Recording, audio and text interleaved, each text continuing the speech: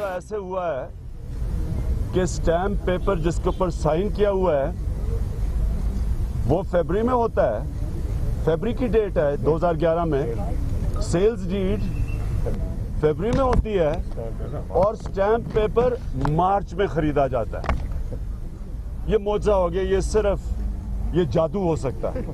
یہ صرف یہ جو ان کے سارے نیچے ادارے بیٹھے ہوئے ہیں جو نئی نئی ڈاکیومنٹس بنا رہے ہیں, جو نئی نئی ایف بی آر کے اندر ڈاکیومنٹس بن رہی ہیں, وہ غلطی سے جب تیزی سے ڈاکیومنٹس بنائی جا رہی تھیں کیونکہ جیسی عدالت میں آئے ہیں تو بالکل ایک نیا سٹینڈ آ گیا ان کا. وہ سپریم کورٹ نے بھی آبزرو کیا کہ پہلے کچھ اور تھا تقریروں میں نواز شریف, اور جب سے تلاشی شروع ہوئی عدالت میں تو ان کے سٹینڈ بدل رہے ہیں کیونکہ عدالت کے اندر اور آپ کو ریکوائرمنٹس چاہیے ہوتی ہیں. جلدی میں پتہ چلا یہ کہ سیلز ڈیز فیبری میں سائن کی جا رہی ہے اور وہ جو سٹیمپ پیپر ہے وہ مارچ میں خریدا جا رہا ہے 1 مہینے کے بعد. تو ایک تو یہ خیر معجزہ ہے, وہ پتہ نہیں کل وہ بنا رہے ہوں گے وہ ڈپارٹمنٹ جلدی نئے پیپرز. یہ فواد چودھری کہہ رہے ہیں کہ سعد رفیق کی مدد لے لیں, اس کی بڑی پریکٹس ہے ان چیزوں میں.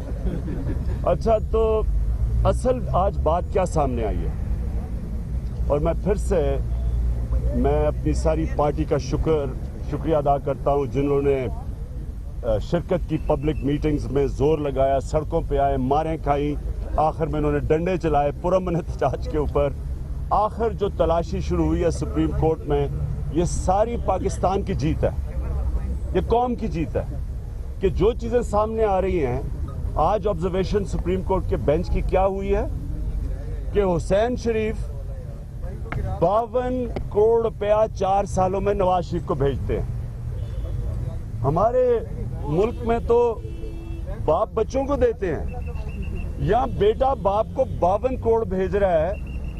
باپ کوئی بڑا کوئی غریب آدمی ہے, یا تو ہونا بیچارے کے پاس کوئی بے نظیر انکم سپورٹ پروگرام پہ ہو, وہ اربوں لاکھوں روپے کی گھڑیاں پہنتا, پتہ نہیں کروڑ روپے کی, کوئی کہتا 30 کروڑ کی گھڑی پہنی ہوئی ہے, تو اس کو بیٹا بھیج رہا ہے 52 کروڑ روپیہ.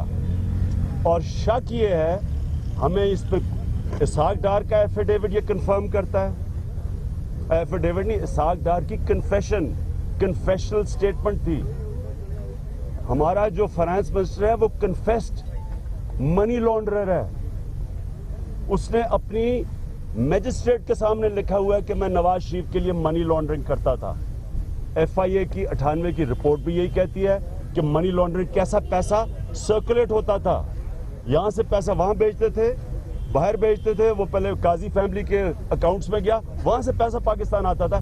بی بی سی کی فلم بنی ہوئی ہے 98 میں اس کے اوپر, اور انڈیپینڈنٹ اخبار کے اندر 98 میں اسی کے اوپر رپورٹ آئی ہوئی ہے. تو یہ جیسے پیسہ سرکولیٹ کرتا تھا. تو آج سپریم کورٹ نے بھی پوچھا کہ بتائیں کہ 52 کروڑ روپیہ بیٹا باپ کو بھیج رہا ہے اور بزنس کیا اس کی, اور پتہ چلا ہے آج منہ سے نکل گیا ان کے جج سے, ان کے وکیل سے, کہ ایک اور سٹیل مل ہے حسین شریف کی, ایک اور سٹیل مل نکلا ہی ہے.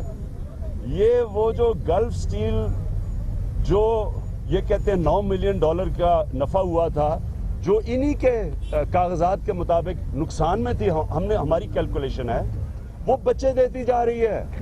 وہ نقصان والی مل وہ بچے دیتی جا رہی ہے. اربوں روپے کے فلیٹ ہیں, ایک 1 ہائیڈ پارکس 650 کروڑ روپے کے گھر 1 ہائیڈ پارک میں حسن شریف صاحب رہتے ہیں شہزادے. دوسرا 52 کروڑ روپیہ بھیج رہا ہے, اور اب پتہ چلا ہے کہ ایک اور سٹیل مل ہے اس کی. یہ صرف وہ گلف سٹیل جو نقصان کر رہی تھی اس کے انڈے دیے جا رہے ہیں. اصل میں یہ منی لانڈرنگ تھی. یہ ایف آئی کی رپورٹ ہے 98 میں, اس کی پھر سے میں ریپیٹ کرتا ہوں, اسحاق ڈار کی کنفیشنل سٹیٹمنٹ ہے, انڈیپینڈنٹ کے اندر آرٹیکل ہے 98 میں. یہ ساری مختلف بی بی سی کی ڈاکیومنٹری ہے, اس کے اوپر کبھی انویسٹیگیٹ نہیں کیا گیا. یہ جھوٹ بولتے ہیں کہ ہمیں ساری عدالتوں سے ہم کلیئر ہوئے ہیں. انہوں نے این آر او لے کے اپنے آپ کو کلیئر کیا تھا مشرف سے جب یہ جدہ کانٹریکٹ سائن کر کے گئے تھے. تو جھوٹ بولا 8 سال کے کوئی کانٹریکٹ نہیں ہے.